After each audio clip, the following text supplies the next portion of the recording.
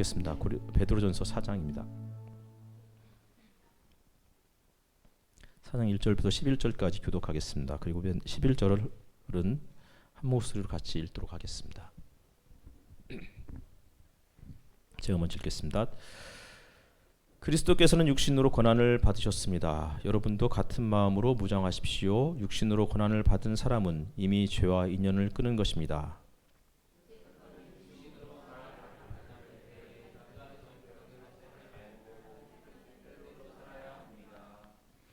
여러분은 지난날에 이방 사람들이 하고 싶어하는 일을 하였으니 곧 방탕과 정욕과 술 취함과 환락과 연회와 가증스러운 우상 숭배에 빠져 살아왔습니다. 그것은 지나간 때로 충분합니다.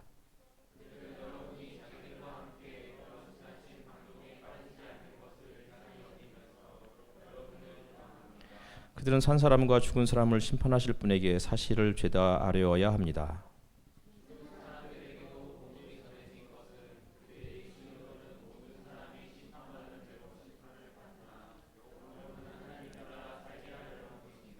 만물의 마지막이 가까이 왔습니다. 그러므로 정신을 차리고 삼가 조심하여 기도하십시오.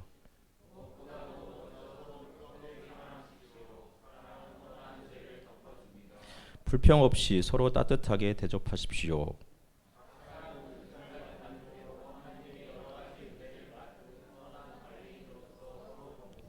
같이 읽겠습니다. 말을 하는 사람은 하나님의 말씀을 전파하는 사람답게 하고 봉사하는 사람은 하나님께서 주시는 힘으로 봉사하는 사람답게 하십시오. 그리하면 하나님이 모든 일에 예수 그리스도로 말미암아 영광을 받으실 것입니다. 영광과 권세가 영원 무궁하도록 그에게 있습니다. 아멘. 반갑습니다. 네. 봄이죠. 오늘 아침에 6시쯤에 이제 집에서 나왔는데 하나도 안 춥더라고요. 그래서 아침에 이제 일어나자마자 일기예보를 확인하는데 기온을 일단 보니까 일교차가 거의 없어요. 아침 기온이 10도였는데 오늘 최고 기온이 11도, 12도 이거밖에 안 올라가니까 그래서 이 봄이구나 진짜. 그래서 그러다가 이제 왜 봄을 봄이라 했을까? 천정희 자매, 이상호 형제님 왜 봄을 봄이라고 했죠?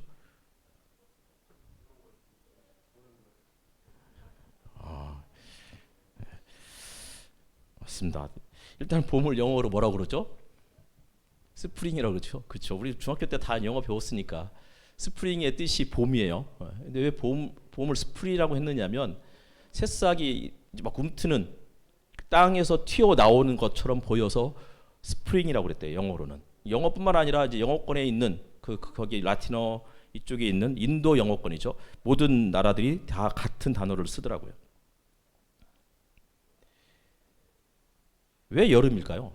여름은 일단 영어로 뭐죠? 서머잖아요. 왜 서머죠? 예? 뭐라고요? 예, 맞습니다. 서머가 태양빛이 내려 선에서 나온 말이에요. 그래서 이제 어떤 그 독일어 쪽에는 약간 이제 그 서머하고 발음이 비슷해요. 태양이라는 말이. 가을은 뭐 다 아시겠죠? 영어로 fall인데 낙엽이 떨어지는 장면을 보고서 그렇게 fall로 했대요. 겨울이 이제 문제. 여러분께서 이걸 아시면 영어를 잘 하시는 분이구나. 겨울은 영어로 뭐죠? 하늘아. 겨울은 영어로 뭐지? 이 발음 너무 좋네. 왜 겨울을 윈터라고 했을까요? 우리 영어 선생님이 계시니까 왜 윈터라고 했죠? 그런가요? 윈터일까요? 우리 영어 되게 잘하시는 민혜 자매님. 예, 맞습니다. 윈드하고 관련돼 있죠. 바람, 찬바람이 불기 시작했다. 그래서 윈터가 됐죠. 예. 우리말로는 봄이죠, 그렇죠? 새로운 것을 보기 시작하는 거예요. 만물이 소생하는 것을 보면서 볼견자 해서 봄, 이게 이제 그 봄이 되었고, 여름은 왜 여름이죠? 이제 열매가 열기 시작한다. 여름이죠, 그렇죠? 그래서 그게 여름이 되었어요. 가을은 왜 가을이죠? 가을은 보통은 이제 두 가지의 해석이 있더라고요. 하나는 다음 해를 위해서 밭을 갈아엎는다, 가름에서 나왔다 이렇게 이야기하기도 하고, 가을 거지를, 그러니까 수확을 하니까 가을 거지를 옛날에 가실이라고 했어요. 그래서 가실이 가을이 되었다 이렇게 이야기하기도 하더라고요. 겨울은 뭐죠? 겨울? 왜 겨울일까? 춥잖아요. 종일 집에 있어야 돼요. 몇 달 동안 먹을 게 없어요. 그래서 힘겹다, 힘겨울. 하루 종일 집에 몇 달 동안 집에만 있으니까 지겨울. 그래서 그렇게 해서 겨울이다라고 말하는 사람도 있는가 하면, 원래 겨울이 곁이래요. 곁. 그래서 곁다라는 말이 머물다라는 우리의 옛말인데, 이 머물다, 그러니까 밖에서 할 수 있는 일이 없기 때문에 집에 오랫동안 머물러 있어야 된다. 그래서 옛날에 그런 집들을 그 곁집이라고 불렀고, 집에 그냥 겨울뿐만 아니라 니들은 평생 집에만 있어야 돼라고 했던 여성들을 향해서 옛날에 뭐라고 불렀어요? 계집이라고 했죠. 계집. 그렇죠? 겨집이란 말에서 나온 말인데, 집에 머물러 있어라. 어디서 여자가 밖에 외출하느냐. 이래서 겨집이 이제 계집이 되었다. 그런 이야기를 하는, 다 나와요. 유튜브에 보면은, 유튜브 아니 네이버에 보면은. 예. 뭐 제가 무슨 단어가 나오면 이걸 꼭 찾아봐야 직성이 풀리는 그런 스타일이라서 찾아봤습니다. 오늘은 이제 베드로전서 4장 전반부를 하게 됐는데요. 베드로전서가 어떻게 좀 어떠세요? 베드로전서를 하나, 뭐 사무엘을 하나, 다 그날 그 말이 그 말 같고, 여러분들에게 올 한 해 이제 우리 꿈 있는 교회가 선정했던 성경이 베드로 전후서, 예레미야, 애가서, 에스겔서예요. 이것을 선택했던 이유는 좀 힘겹게 살아가는 분들에게 조금이나마 좀 위안이 되었으면 좋겠다. 고통이 우리 가운데서 떠나지 않지만 그 고통 중에도 우리가 끊임없이 희망을 품고 살아가야 되겠다. 그런 뜻에서 이 본문들을 선택했었습니다. 근데 성경을 보면 베드로 전후서, 뭐 에스겔서, 예레미야, 애가서뿐만 아니라 사실은 창세기부터 출애굽기, 레위기, 민수기에서 요한계시록까지 다 그런 얘기야. 무슨 얘기냐면 고통이 혹은 고난이 우리들이 살아가는 삶의 기본값이라는 거예요. 그래서 인간을 대표하는 사람으로서 욥이 자신의 태어난 날을 저주하잖아요. 차라리 태어나지 말았을 것을. 하이데거라는 독일의 유명한 철학자가 있죠. 그 사람이 인간에 대해서 이렇게 이야기했어요. 인간은 던져진 존재다. 여러 번 말씀드렸었잖아요. 그렇죠? 그러니까 어디로 던져졌어요? 세계 속으로 던져졌어요. 이 세계는 어떤 세계예요? 나와 상관없는 혹은 낯선 사람들이 머무는 공간이고, 이 세계는 내가 원치 않는 시간과 공간이 질비한 곳이에요. 다시 말하면 인간은 내가 원치 않는 사람과 만나야 되고, 내가 원치 않는 시간과 공간을 살아가야 되는 게 인간의 실존이라는 거예요. 그것을 하이데거가 현존재 이렇게 표현했어요. 그러니까 누군가하고 살아가면서 힘든 거예요. 내가 원치 않는 곳에서 살아가면서, 내가 원치 않는 시대를 살아가면서 너무 고통스러운 거죠. 어렸을 때는 내가 임진왜란때 태어났으면 나도 이순신 장군처럼 유명한 장수가 되었을 텐데, 이런 생각을 해봤어요. 근데 지금은 임진왜란보다는 좀 덜 힘든 것 같은데 지금이 더 힘들어. 그냥 임진왜란 때나 지금이나 사실은 늘 힘든 거예요. 그래서 이러한 고통을 벗어날 수 있는 방법이 없어요. 이 세계를 벗어나는 일은 죽는 것뿐이야. 근데 죽지 않으면 끝까지 우리는 고통과 더불어서 고통의 한복판에서 살아가야 하는 존재인 거예요. 베드로전서 4장은 그리스도께서는 육신으로 고난을 받으셨습니다. 여러분도 같은 마음으로 무장하십시오라는 말씀으로 시작을 해요. 육신으로. 단순히 육체를 말하는 게 아니라고 말씀드렸어요. 그러니까 육체와 영을 자꾸 구분하려는 우리의 습성이 있어요.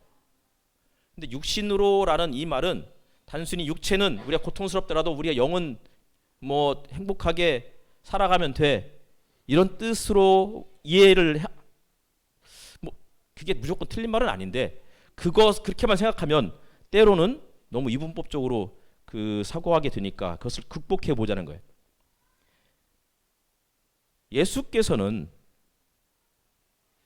육신으로 고난을 받으셨어요. 이때 육신으로라는 말이 세상으로 혹은 세상 속에서 이렇게 번역할 수 있어요. 육신으로가 영어로 in the flesh인데 이게 다른 말로 하면 in the world예요. 세상 속에서 예수님이 살아가시면서 고통을 혹은 고난을 받으셨다는 거예요. 그러니 우리도 육신으로 고난을 받는 사람은, 우리도 이제 육신으로 고난을 받는데 그런 사람들은 이미 죄와 인연을 끊은 것이다, 이러면서 계속 1절을 이야기하고 있죠. 예수께서 이 땅에 태어나셔서 사역을 하면서 늘 고난을 받으셨어요. 예수님이 육신 가운데 머물면서, 다시 말하면 세상에 살아가면서 그분이 고통을 받을 수밖에 없었던 이유는 뭐예요? 세상과 다른 삶을 선택했기 때문이에요. 사람들이 예수를 십자가에 못 박아 죽였지만 예수님께서 우리들에게 제시했던 새로운 생명, 그것이 구원이고 그것이 복음인데 이런 것들을 죽일 수는 없었어요. 예수를 십자가에 못 박음으로 자신들이 이긴 것처럼 착각했지만 결국 예수님은 죽음 가운데서도 옥에 있는 영들을 찾아가셔서 악의 패배를 선언하셨고, 자신의 삶이, 그리스도의 삶이 결국 승리했다라고 그렇게 보여주셨어요.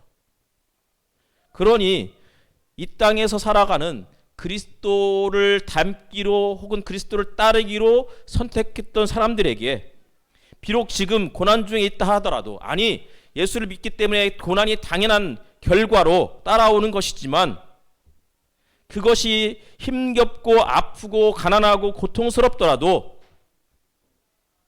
예수께서 죽음을 이기시고 승리하셨던 것을 믿고 우리도 이러한 현실을 직시하고 고난 중에도 믿음으로 살아가야 된다고 우리에게 가르쳐주고 있는 본문이 베드로 전서인 거예요.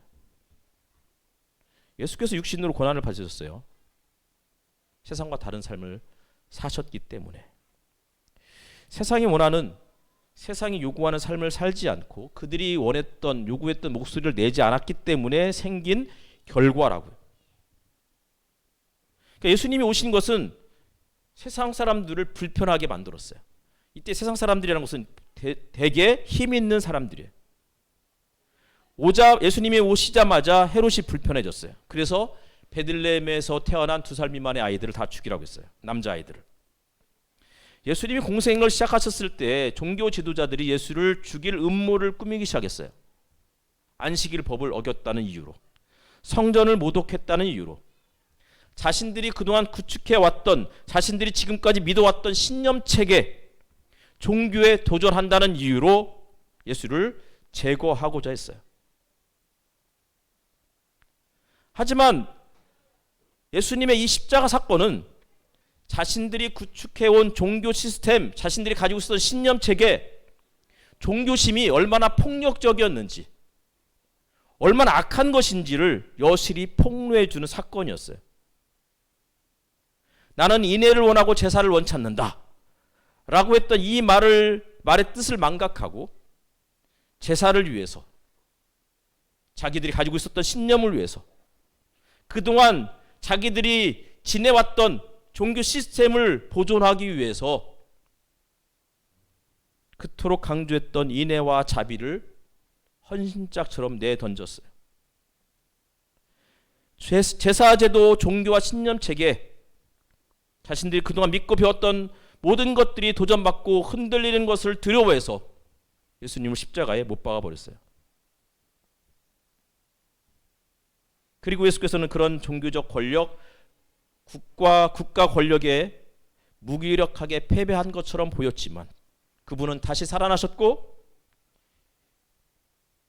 그들이 갖고 있었던 신념 체계의 허상을 여실히 보여주시고 세상은 아니 구원은 율법이나 그런 체계가 아니라 새로운 예수께서 보여주셨던 사랑으로 새로운 종교와 새로운 공동체, 새로운 국가를 일으키려고 하셨고 그것을 이루셨어요.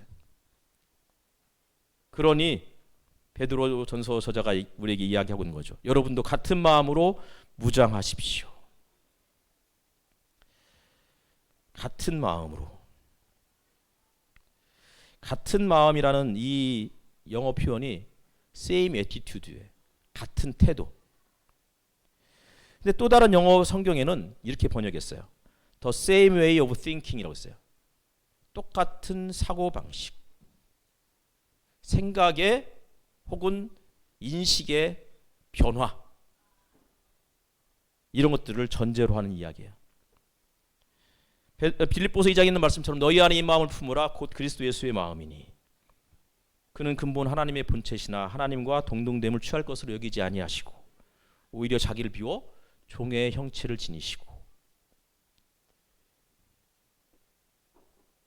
같은 마음이라는 것은 빌립보서 2장에 있는 이 말씀처럼 자기를 비워 종의 형체를 지니는 거예요.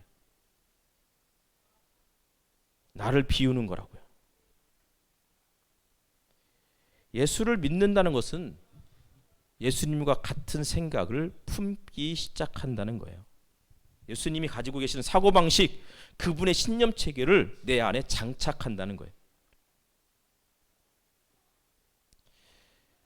포에르바가 했다고 알려져 있는 그런 유명한 영어 표현이 있죠. 오늘 영어를 굉장히 많이 쓰네요. 제가 영어를 잘하는 것도 아닌데 We are what we eat란 말이죠. 그렇죠? 무슨 얘기예요? 우리는 우리가 먹는 것에 의해서 우리의 삶이 형성된다, 결정된다. 뭐 그런 의미일 거예요. 오늘 어제 한 끼 라면을 먹었다고 해서 내 삶이 달라지지 않아요. 그런데 20년 동안 라면을 먹으면 매일같이 라면을 먹으면 바뀔 거예요. 몸이 바뀔 거예요. 무엇을 먹느냐에 따라서 우리의 삶이 결정된다는 것은 하루아침에 결정된다는 뜻이 아니라는 거예요. 오랜 세월 동안 우리의 삶이 그렇게 만들어져 간다는 거예요.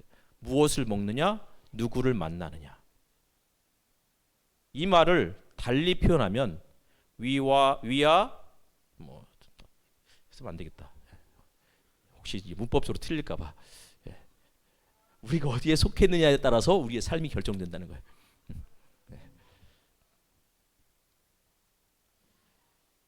무슨 얘기예요? 어떤 공동체에서 누군가와 만나느냐에 따라서 세상을 바라보는 관점이 달라진다는 거예요. 결정된다는 거예요.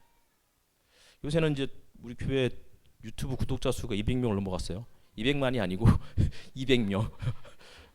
지난주에 이제 그 지방회를 엊그저께 했는데 어떤 목사님이 저한테 유튜브 설교 잘 듣고 있다고. 그 말을 듣는 순간 지방의 목사님들 욕하면 안 되겠구나. 그런 생각을 했어요. 실명을 밝히는 게 조금 이게 약간 거북스럽고 불편하지만 그래도 말씀드리면 장경동 목사 이런 분 교회에 있으면 그분이 말하는 것이 그분이 세상을 바라보는 관점이고 그 교회에 있는 사람은 그분이 말하는 혹은 그분이 보는 관점을 받아들이는 거예요. 그러니 불편하지 않죠. 그런데 어떤 사람이 불편해하는 사람들이 생기잖아요. 그래서 얼마나 힘드시냐라고 물어봤더니 설교를 들을 때마다 너무 힘들어서 화가 나서 설교를 듣지 않기 위해서 노트에 필기를 한대요. 성경 필사. 여러분들이 혹시 지금 뭐 적는 분들은 의심의 대상이에요. 그렇죠? 더 이상 듣기 힘들다.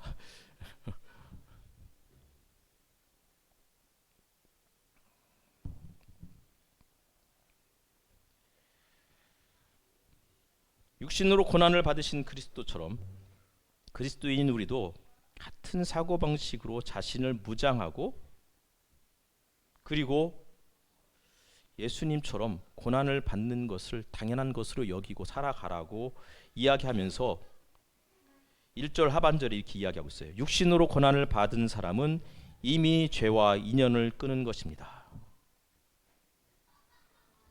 예수를 믿으면서 생기는 현상이 세상 속에서 불편해지기 시작한다는 거예요.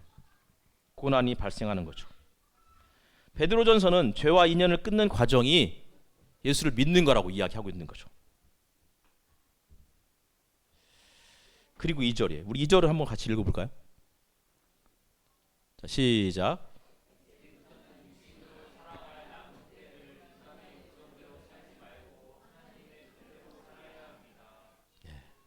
성령님은 계속 쓰는 거 보니까 제 설교에 대해서 동의해서 쓰는 거겠죠, 그렇죠? 성기 필사가 아니고. 이제부터는 육신으로 살아갈 남은 때요. 영어로는 the remaining time인데 여생이죠, 그렇죠? 남은 시간. 이 말이요, 7절에 있는 단어와 같은 말이에요. 7절 만물의 마지막이 가까이 왔습니다. 마지막이라는 이 말과 남은 때는 같은 말이에요. 이제부터는 육신으로 살아갈 남은 때를 인간의 욕정대로 살지 말고 하나님의 뜻대로 살아가야 합니다. 남은 때는 마지막 때이고, 마지막 때는 다른 말로 종말이에요. 근데 우리는 종종 이 종말이라는 단어를 시간적 의미로만 생각을 해요. 시간의 파국, 세상의 파국을 의미한다고 생각하고, 이제는 끝이 왔구나 이렇게 생각하는데 단순히 그런 의미가 아니에요.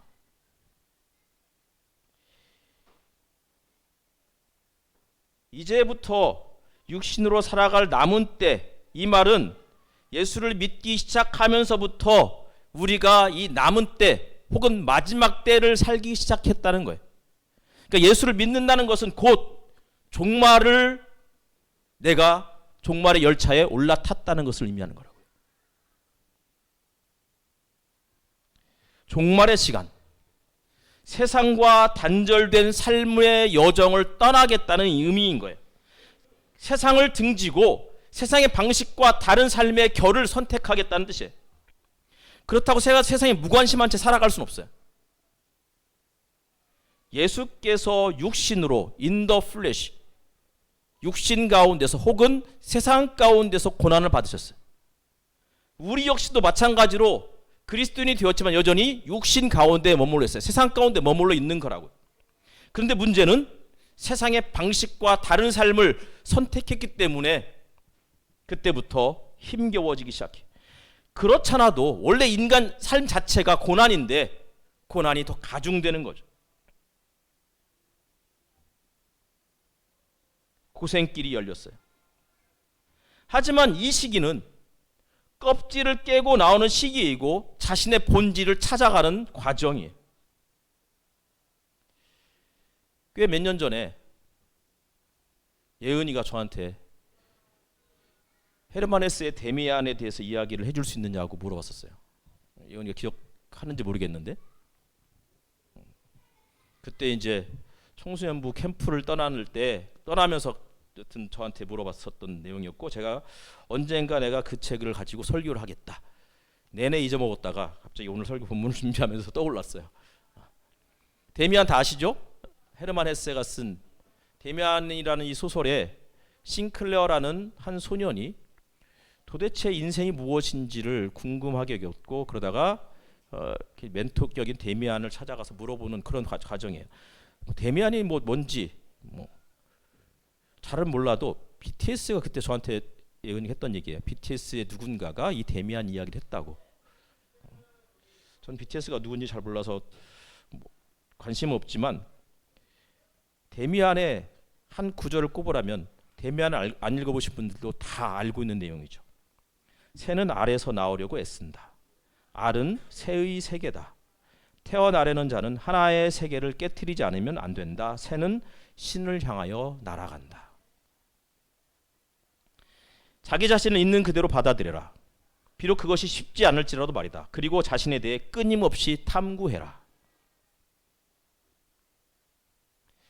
그리스도인이 된다는 것은 스스로 알을 깨고 세상 밖으로 나오는 거예요. 이제부터는 남은 때를 인간의 욕정대로 살지 말고 하나님의 뜻대로 살아가야 된다고 말하는 것은 인간의 본질, 내가 이 땅에 태어난 이유, 이 땅에서 구원받은 이유를 끊임없이 탐구하고 자기 자신 됨을 찾아가는 과정이라고.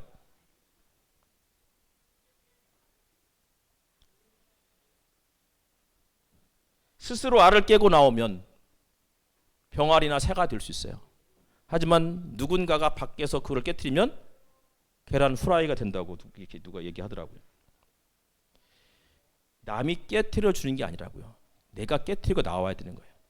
고통스럽죠. 인간의 욕정을 영어로 휴먼 디자이어라고 그렇게 번역했어요. 인간의 욕망이에요. 인간의 욕망은 어떤 거예요? 대세를 따르는 거예요. 현실에 안주하는 거예요. 현 체제에 순응하는 거고 지금까지 살아온 삶의 방식을 끝까지 고수하는 거예요. 인간의 욕망은 계속 그 자리에 머물러 있고 싶어해요. 그러면서 안정감을 찾고 싶어하죠. 말도 안 되는 설교를 들으면서 아멘으로 응답해야 돼. 응답하지 않으면 불편하니까. 그리고 응답하고 싶어요. 하지만 성경을 자기 힘으로 직접 읽어본 사람들은 저 목사가 거짓말하고 있구나라고 깨닫기 시작한다고 일부 예배에 참석했던 한병탁 형제님이 한 3번 정도 이야기했었어요. 오늘 안 오셨어요. 성찬이었는데. 인간의 욕정과 반대되는 표현이 하나님의 뜻이에요. 하나님의 뜻과 인간의 욕망이 충돌하고 있는 거예요. 세상의 방식과 하나님 나라의 삶의 방식들이 지금 상충하고 충돌을 빚고 있어요. 육신으로는 이 말과 영으로는 단어가 부딪히고 인간의 욕망과 인간의 욕정과 하나님 뜻이 부딪히고 그런 과정에서 우리는 살고 있는 거라고요. 그런 과정에서 육신으로 살아갈 때, 육신으로 살아갈 남은 때 예수를 믿지만 여전히 우리는 육신으로 살아가고 있지만 세상 속에서 살아갈 수밖에 없지만 이 시간들을 하나님의 뜻대로 살아가는 방법들을 찾아가고 순종하려고 노력해야 된다는 거예요. 껍질을 깨고 나오는 것을 두려워하지 마십시오. 그것이 비록 고통스럽더라도 그것이 두렵고 힘겹더라도 나와야 돼요. 나오려면 자기의 불의로 그것을 깨뜨려야 돼요. 새롭게 태어나려는 사람은 자신을 가두고 있는 이 세계를 깨트리지 않으면 안 돼요. 깨트리고 나와야 신을 향해서 날아갈 수 있어요. 어제 청년부 모임 식사 마치고 이렇게 오는데 예은이가 저한테 또 물어봤어요. 불안하다고. 꿈 있는 교회 와서 신앙생활 하니까 너무나 불안하고 믿기지가 않는다고. 속으로 뜨끔했죠. 야, 우리 교회 온 사람들은 다 하나같이 이렇게 힘들어할까. 그러나 겉으로는 이게 당연한 거라고. 이 시기를 통과해야 된다고. 이거 통과하지 않으면 너 다음을 찾아가기가 어렵다고.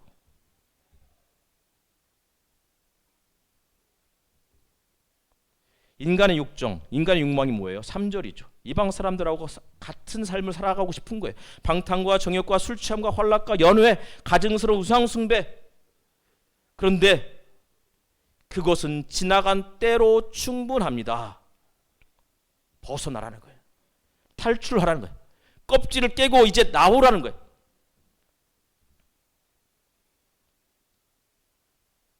새로운 삶을 시작하는 게 진짜 힘든 일이더라고요. 그러니까 한번 생각해 보죠. 여러분들이 엄마 뱃속에서 태어날 때 얼마나 힘겹게 태어난지 다 기억하시죠? 기억나나요? 가장 세상을 인생을 적게 살았던 하늘이 엄마 뱃속에 태어나는 거 기억나? 근데 무지하게 힘들었다고 그러더라고요, 다들. 처음에 딱 태어났는데 엄마가 자꾸 이제 젖을 먹으라고 주는데 아무리 물 먹으려고 해도 안 나오잖아요. 너무 힘들어요. 그래서 막 짜증이 막 이빨이 올라와가지고 막 울잖아요. 막 때로 막 깨물기도 하고 그러잖아요. 그런데 기억이 하나도 안 난대. 말을 배우는데 계속 뭐라고 하는데 엄마를 하는 것 같아. 근데 처음에 이게 무슨 뜻인지 몰랐어. 근데 몇 달을 계속해서 엄마 해봐 하도 그게 듣기 지겨워가지고서 나중에 간신히 엄마 했더니 이 엄마라는 사람이 너무 좋아하는 거야. 언어를 단어 하나를 배우는 것도 그렇게 힘들었던 거야. 걷는 거는 고사하고 뒤집기도 힘들었어요. 그러다가 걷는 것도 하루아침에 배웠나요? 걷다가 넘어지고 한 걸음 떼다가 또 넘어지고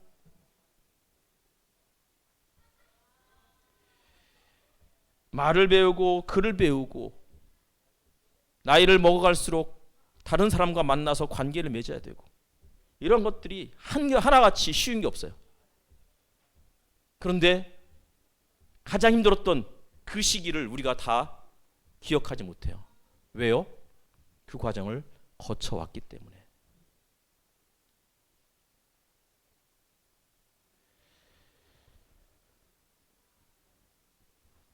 사절을 보면 그들은 여러분이 자기들과 함께 그런 지나친 방종에 빠지지 않는 것을 이상히 여기면서 여러분을 비방합니다. 예수를 믿는 것은 세상의 방식과 다른 결의 삶을 선택했던 거라고 했어요. 그런데 그게 쉽지 않아요. 삶의 방식도 힘든데 문제는 그런 삶을 선택했던 사람들을 비방해. 왜 저렇게 살아? 왜 그렇게 바보같이, 왜 이렇게 어리석게 멍청이처럼 사는지 모르겠어.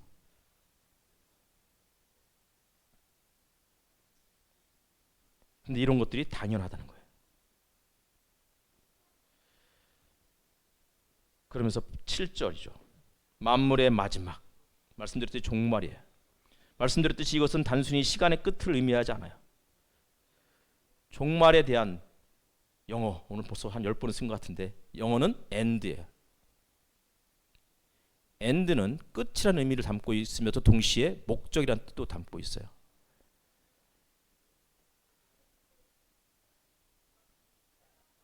세상의 마지막에 가까이 왔다. 우리는 예수를 믿기 시작하면서부터 이미 종말의 열차에 올라탔어요. 목적지가 달라졌어요. 모두가 물이 흘러가는 대로 자신의 몸을 내던지면서 그냥 흘러가고 있는데 그것을 거슬러서 역방향으로 헤엄치기 시작하는 거예요.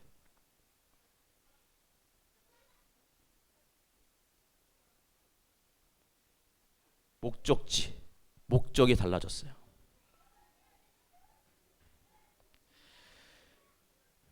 하나님께서 세상을 창조하신 이유가 뭐예요? 세상을 창조하셨다는 것은 일단 기본적으로 관계를 맺기 시작했다는 거예요. 아이를 낳는 이유는 뭐예요? 이 아이와 관계를 맺는다는 거예요. 관계를 맺는 것 자체가 창조 행위인 거예요. 관계를 맺기 시작한다는 것은 나를 내어주는 거예요. 그 사람을 위해서 내 자리를 비우는 거예요. 자기를 비워 종의 형체를 지니고 그 사람이 나에게 들어와서 발을 내밀 때 그 발을 닦아주는 것, 곧 섬김. 이런 모든 것들이 창조이고 그런 모든 것들이 관계를 맺는 거예요. 자기를 비우는 사건이 곧 타자를 위한 공간을 마련하기 위한 거죠. 따라서 만물이 가까이 왔으니, 종말이 다가오고 있으니, 아니 우리는 예수를 믿기 시작하면서부터 인생의 목적이 달라졌으니 이제 삶의 방식들을, 새로운 방식들을 터득하고 연습해 가야 하는 과정이고, 그것이 고난인 거예요. 껍질을 깨고 나와야 된다고요. 7절 같이 읽겠습니다. 시작.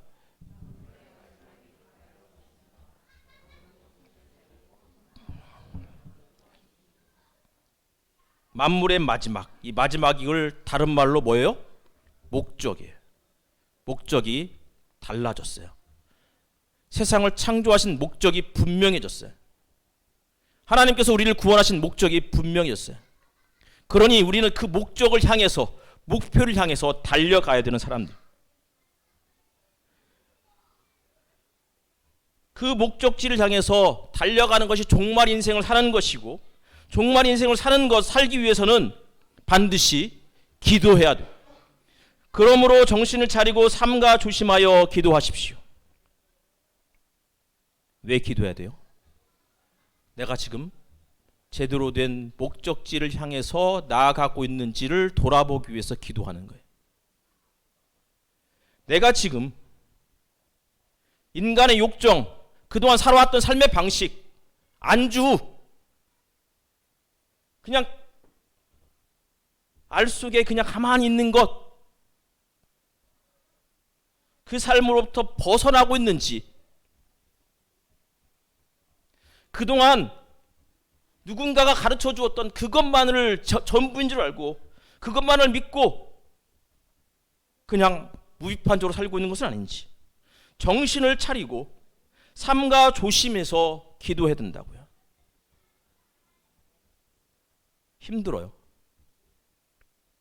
하지만 힘들어도 해야 돼. 이거 하지 않으면 여러분들은 절대 구원받을 수가 없어요. 여러분은 절대 구원의 여정에 오를 수가 없어요. 이것을 포기하는 것은 종말 인생을 포기하는 것이고, 만물의 마지막 때를 스스로가 걷어차는 거예요. 그래서 기도해야 된다고요. 기도하면서 끊임없이 내가 지금 어느 정도 알을 깨고 나왔는지, 알을 깨고 나왔을 때 세상이 안전한가요? 그렇지 않아요. 여전히 포식자들이 자기를 노리고 있어요. 하지만 끊임없이 날개짓을 하면서 나는 연습을 해야 돼요. 알에서 나왔다고 바로 날 수 없어요. 어미새가 벼랑 끝에서 자기를 밀어내서 떨어뜨린다 할지라도 최대한 날개짓을 해서 떨어지면서도 기류를 탈 줄 알아야 돼요. 떨어지다가 벼랑에 부딪히는 한이 있더라도 날개짓을 하지 않고 부딪혔을 때는 죽지만, 최대한 날개짓을 할 때는 죽음을 극복하고 새로운 삶으로 신을 향해서 날아갈 수 있는 자유로운 인생이 될 수 있다고요. 그러니 뜨겁게 사랑하래요. 누군가와 관계를 맺는 것은 사랑하는 것이고, 사랑은 대충 할 수가 없어요. 뜨겁게 해야 돼. 이 사랑이 어떤 사랑이에요? 허다한 죄를 덮는 사랑이에요. 불평 없이 서로 따뜻하게 대접해야 돼. 그러면서 11절을 이야기하고 있는 거예요. 11절을 같이 읽겠습니다. 시작.